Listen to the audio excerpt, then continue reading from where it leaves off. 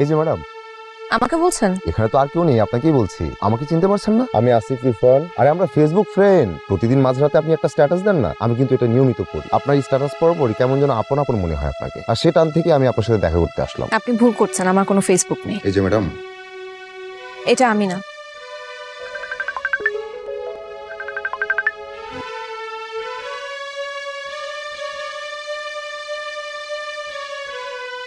আপনার মন জয় না করে আমি এই গ্রাম ছাড়ছি না।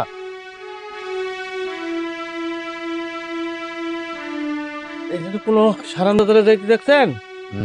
এদিকে, এই সোজা, এই সোজা।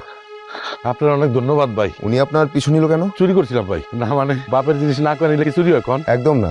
আপনি আমার অনেক বড় উপকার করছেন। আপনার যদি কোনো সাহায্য লাগে আমারে জানাবেন, আমি আবার কারো ঋণ বাকি রাখি না। যাই ভাই। অ্যাকচুয়ালি আমার একটা হেল্প লাগবে। আমি এখানে নতুন এসেছি, প্রেমে পড়ে ফিরবো না তার মন জয় না করে। প্রেম তো সুন্দর, চলেন আপনার একটা সুন্দর থাকার ব্যবস্থা করে দিয়েছে। আসসালামু আলাইকুম। ওয়ালাইকুম আসসালাম। কি ব্যাপার মরণ, কি হয়েছে? এই ভাইজান ঢাকা থেকে প্রেমের টানে মধুপুরে চলে এসেছে। যে মেয়ের ভালোবাসে ওই মেয়ের মন না যায় করে উনি যাবে না। আপনার গেস্ট হাউসে যদি ভাইজান একটু থাকতে দিতেন। নাম কি? আমি আসিফ ইরফান, মেয়েটি কে? মধুপুর স্কুলের টিচার, নাম জ্যোতিয়া হোসেন। কেউ কি আপনাকে পছন্দ করে? এখনো না, কিন্তু আমার দৃঢ় বিশ্বাস আমার সরল মনের আকুতি উনি গ্রহণ করবেন। আসলে কেউ যদি কাউকে মন থেকে ভালোবাসে, সেই ভালোবাসা কেউ ব্যাখ্যা করতে পারে না। আপনি কি বলেন আঙ্কেল?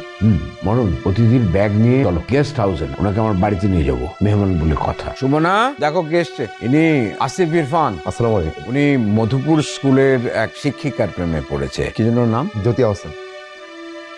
মেহমান এসছে, একটু নাস্তা টাস্তার ব্যবস্থা করো। আমার ভালোবাসার মানুষ। বসেন বসেন। তা আপনার বাবা মা কি করে? বাবা প্রফেসর আর মা বাসার প্রধানমন্ত্রী। বেশ বেশ। বাবা আপনি খাবেন? হ্যাঁ, আপনি খাবেন? ছেলেটার থাকার কোনো জায়গা নেই, তাই নিয়ে থাকুক, কয়টা দিন থাকুক। যাকে তাকে বাসায় ঢুকতে দিবে? মেহমান তো। ঠিক আছে থাকো, কিন্তু স্টোর রুমে। আমার কোনো সমস্যা নেই। আপনার নাম আঙ্কেল আন্টি মরণ কেন রাখলো?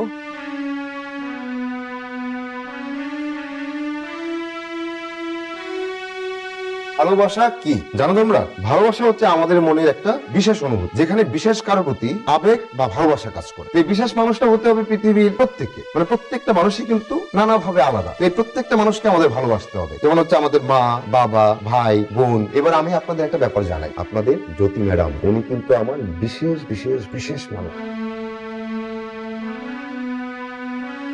Good morning madam.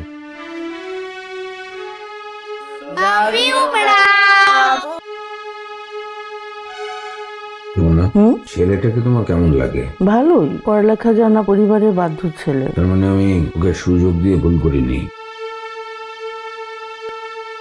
এটা দিয়া বলবি বাবা পাঠিয়েছে। বিথি, বাবা পাঠিয়েছে। ভালো ভালো, দুলা ভাইয়ের খেদমত শুরু করছে। এটা থেকে তো তোমার আপুর সুবাস বেরোচ্ছে। আমার আপু অনেক রাগী, আপনি পারবেন না আমার আপুকে পটাতে। তোমার আপু আগুন হলে আমি ছাই, এটা কিন্তু একটা ভালো কম্বিনেশন। আর তুমি যে ভাগ্যবতী এটা তুমি জানো? আচ্ছা, তুমি আমার মতো দুলাভাই পাচ্ছ। আপনি জেগে জেগেই স্বপ্ন দেখেন। আপু দাঁড়ানো, আমি এখন চাই। Thank you madam.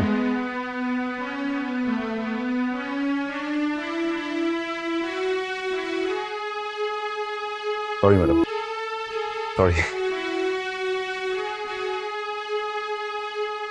কি করছিলে? মায়ের সাথে কথা বলছিলাম। তোমার সাথে একটা বিষয়ে কথা বলবো ইরফান। এই সত্যটা তোমাকে না জানালে বেইনসাফি হয়ে যাবে। ও একজনকে ভালোবেসেছিল, কিন্তু আমার মেয়েটা মানুষ আর জানোয়ারের তফাৎটা করতে পারিনি। আর সেই জানোয়ারটা তার সঙ্গী সাথী সহ একদিন জ্যোতি জ্যোতি মেয়ের জীবনটা শেষ করে দিয়েছে। ও একটা ঘরে নিজেকে বন্দি করে রেখেছে মাসের পর মাস।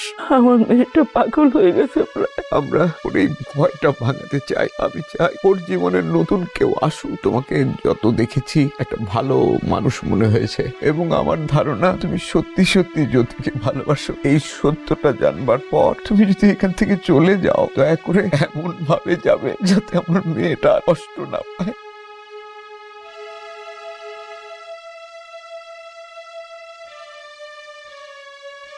Good morning madam. কোথায় ছিলেন আপনি? মরণ ভাইয়ের কাছ থেকে বাইক আনতে গিয়েছিলাম। ভাবছি আজ আপনাকে নিয়ে একটু ঘুরতে যাব, যদি অনুমতি দেন। আমি স্কুলে যাব। প্লিজ না করবেন না, আসুন না।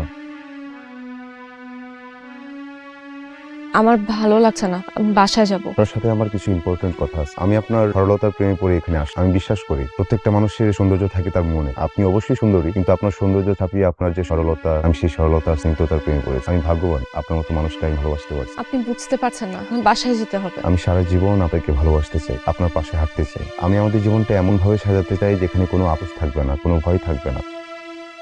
আপনার হাত ধরে আমি আকাশ পাহাড় সমুদ্র দেখতে চাই। আপনারা সবাই মেয়েদের খেলনা মনে করেন, ক্ষণিকের জন্য শুধু শরীর চাই, তাই না? কিভাবে পারেন একটা মেয়ের সাথে এরকম করতে? মন নেই আপনাদের? ভালো মানুষের মুখোশ পরে থাকেন এক একজন। বাবা, ওনাকে এখন এখান থেকে চলে যেতে বলো। আমি ওনার চেহারা দেখতে চাই না বাবা, ওনাকে এখন এখান থেকে চলে যেতে বলো। আমি ওনাকে আর দেখতে চাই না।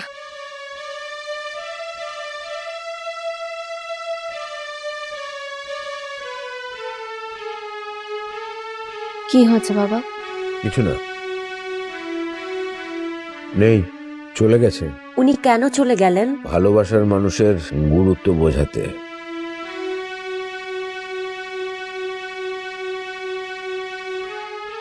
আপনি না চলে গেছেন? এতদিন কাজকর্ম ফেলে এখানে এসে পড়ে আছে কি হার মেনে চলে যাওয়ার জন্য? নিচে নামেন, চিৎকার করে কথা বলতে পারবো না। সত্যি আমাকে ভালোবাসেন? আমি আপনাকে ভালোবাসি। আমার আপনাকে কিছু বলার আছে আমার সম্বন্ধে। আমি যদি বলি যে আমি শুনতে চাই না? যাকে ভালোবাসেন তার সম্বন্ধে জানতে চান না? না, চাই না। আমি শুধু আপনাকে ভালোবাসতে চাই। কিন্তু এমন কিছু আছে যা জানা আপনার দরকার। আপনার অতীত সম্পর্কে বলতে চান, তাই তো? আমি আপনার অতীতও শুনতে চাই না, আমার অতীত সম্পর্কে বলতে চাই না। বরঞ্চ আমি আপনার হাতে হাত রেখে আমাদের ভবিষ্যৎটা সুন্দর করতে চাই, যেখানে আপনি থাকবেন, আমি থাকবো, আমরা থাকবো।